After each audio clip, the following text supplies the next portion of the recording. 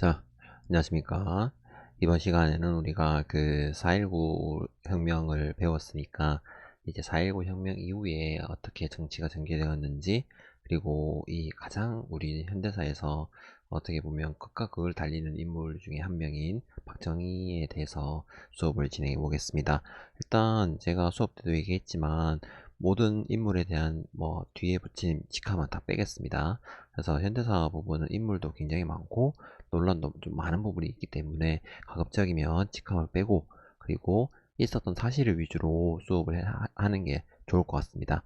학생 여러분들이 혹시 궁금하면 찾아보면서 이제 생각을 하는 폭을 넓히는 게 좋겠습니다. 자, 우리 이제 보면 일단 1960년입니다. 그죠? 1960년 4.19 혁명이 끝났습니다.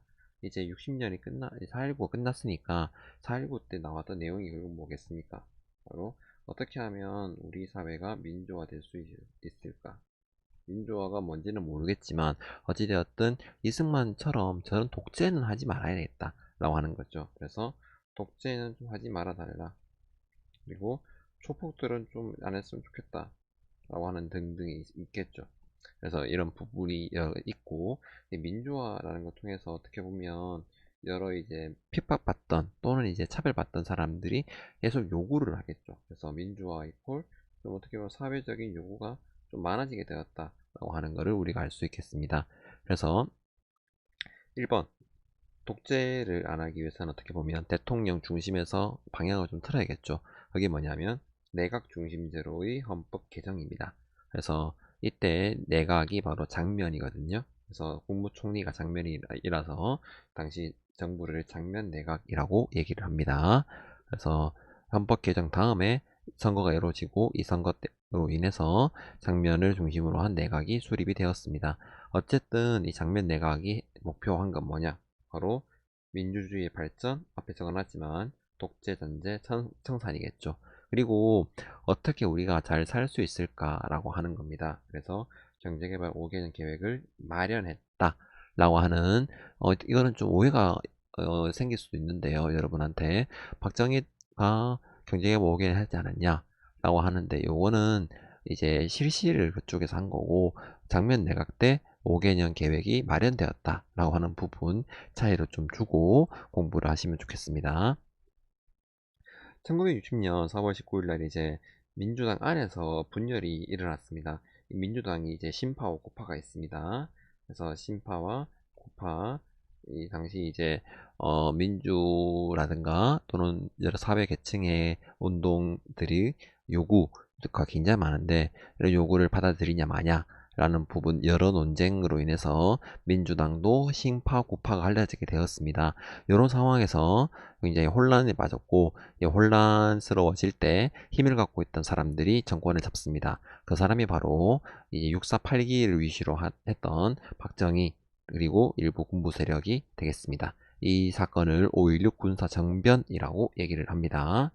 그래서 우리가 밑으로 보면 이제 박정희 정부가 이제 어떻게 수립되었는가, 바로 이제 어떻게 보면 이제 민주화 요구를 제대로 수행하지 못했다 라고 하는 약점이 있었죠, 저번 정부가. 그래서 박정희 정부는 얘기를 하는 겁니다. 지금 우리나라의 중요한 거는 뭐냐, 바로 경제이다. 그래서 경제 재건, 그리고 또 하나 더, 이 뭐냐, 바로 우리 반공이다. 전쟁 끝난 지 얼마 되지 않았다. 그래서 북한의 위협이 실존하고 있는 상황에서 반공이라고 하는 것을 굉장히 큰 목표로 삼고, 그 반공을 하게 되면 누구의 지지를 받냐? 바로 미국의 지지를 받습니다. 그래서 반공하고 미국의 지지를 받게 되면서 박정희가 정권을 차지하게 되었죠. 이러면서 이제 처음에는 군정을 실시했습니다. 군정. 그 다음에 이제 63년, 군정은 2년이 되겠죠? 61년부터 60년까지 2년이 됐고, 이때 군정이 뭘 했냐? 바로 대통령 중심제로 다시 개헌을 했습니다. 자, 개헌 나왔네요. 이때는 대통령 중심이죠. 그래서 국무총리에서 다시 대통령으로 개헌을 했고, 그리고 대통령으로 개헌한 다음 박정희는 전역을 합니다. 그래서 박정희가 이런 얘기를 하거든요. 내가 군인일 때는 이제 선거 안 나간다. 나는 그대로 양심적인 정치인한테 위임을 하겠다 이양을 하겠다라고 했는데 결론적으로는 박정희가 다시 정권을 잡았죠. 그래서 63년 대통령에 당선되었습니다.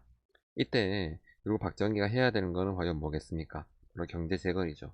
그래서 경제 재건을 위해서 한일협정을 체결했다. 이 한일협정 굉장히 중요하다고 했죠. 특히 위안부가 이때 없었기 때문에 지금도 논란이 많이 됐지 않습니까? 그래서 한일협정이 체결되었다. 어떻게 보면 경제개발 이제 배상금을 받으면서 일본에 대한 더 이상의 배상을 요구하지 않는다라는 게 핵심 골자입니다. 근데 조사를 하다 보니까 더 많이 나오게 되고 아직까지도 해결되지 못한 부분이 많은 겁니다. 하지만 이 당시에는 이제 이런 자금을 바탕으로 해서 경제개발에 좀 썼기도 해요. 그래서 그런 부분이 있어서 이제 경제개발을 했다라는 부분을 나중에 또 우리가 경제 파트 할 때 수업을 하겠습니다. 다음 미국의 지지를 받았기 때문에 미국과의 동맹 강화 그리고 이제 이런 걸 위해서는 베트남 파병도 했다라고 하는 거를 우리가 이제 알 수 있겠습니다. 자, 63년 다음 선거는 67년이죠. 대통령에 재선되었습니다. 근데 우리가 이승만 할 때 수업을 했는데요. 이 이승만 때 수업을 보면 우리가 뭐라고 했습니까? 바로 그 삼선 개헌을 했지 않습니까? 그죠? 이승만이 대통령일 때는 이제 초대 대통령 한해서 이제 삼선을 인정했죠.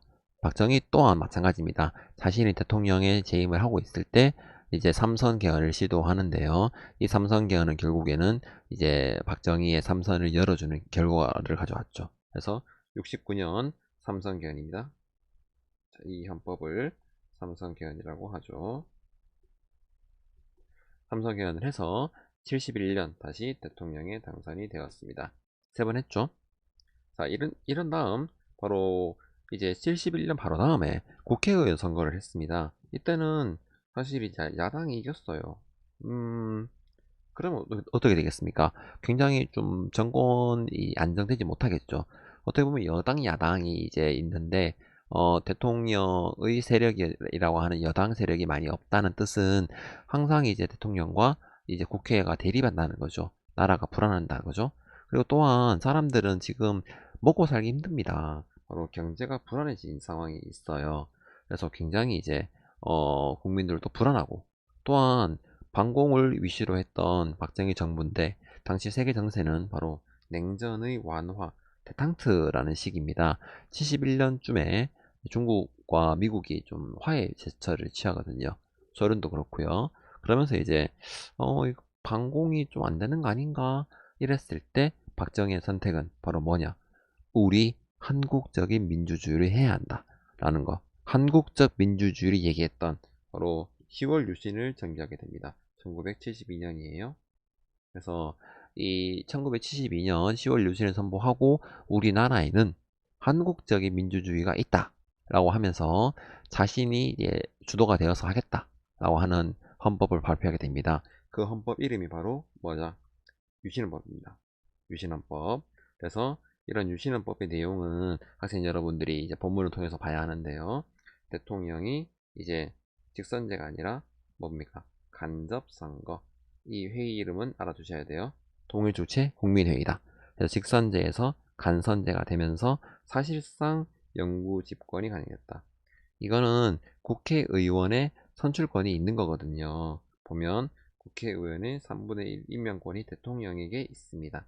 결국 대통령이 다 할 수 있다는 거죠. 국회도 마음대로 해산할 수 있는 거고 말 안 들으면 그리고 긴급조치권도 있다. 결국에는 이제 어떻게 보면 나라의 안정을 위해서 이런 제약을 걸었는데 우리가 2학년 때 로마를 배웠을 때 국가 비상시기 때 독재관이 있다고 얘기를 잠시 했었어요. 그래서 이 독재를 한다라는 거를 이제 이런 식으로 드러냈던 거죠. 71년 다음 선거는 79년입니다. 그래서 7년 뒤에 선거를 했을 때, 이 72년부터 79년까지 굉장히 이제, 민주화 운동이 많이 일어나게 됩니다. 이런 민주화, 유신 반대 민주화 운동이고요. 이런 민주화 운동에 반대해서 긴급조치를 발표해서 자꾸 탄압을 했고, 그다음에 이런 경제 위기로 인해서 굉장히 불만이 커지게 되는 거죠. 자, 이러면서 76년에는 3.1 민주구호선언이 발표가 되고 79년에는 부마 민주항쟁이 벌어지게 됩니다. 자, 이런 가운데 부산 마산에 계엄령을 선포를 한다 만다 이런 논쟁이 붙었을 때 바로 10월 26일 박정희 대통령이 김재규라는 사람에 의해서 피살되면서 박정희 정부는 몰락을 맞게 되는 거지요. 박정희가 이제 죽으면서 박정희 이제 대통령이 이제 그러니까 무너지게 됐고, 그 다음 이제 나라가 또 혼란스러워지는, 어떻게 보면 18년 아닙니까? 1961년부터 79년까지 총 18년간 또는 19년간 집권을 했다. 이런 사람이 이제 갑자기 없어지게 되면 권력의 공백기가 만들어지게 되고, 이런 권력의 공백기 시기에는 아무래도 이제 좀 힘이 있는 사람이 정권을 잡게 됩니다. 역사 속 선택이 다 그랬거든요.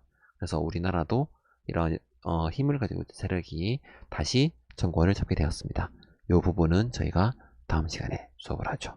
그래서 이런 부분 한번 우리가 잘 살펴보고, 현장 다가서기에 보면 굉장히 이제 웃긴다고 해야 될까요? 이거를 사회현상이라고 해야 될지 잘 모르겠지만, 지금은 당연하다고 생각되는 장발 그리고 미니스커트 이런 게 단속이 됐다.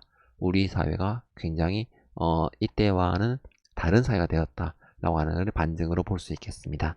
학생 여러분, 오늘 교재 잘 보시고 이제 아버님 어머님 의견도 한번 잘 들어보시는 게 좋을 것 같아요. 현대사는 우리 부모님이 살아왔던 시대니까요. 오늘 고생 많았습니다. 다음 시간에 또 봅시다.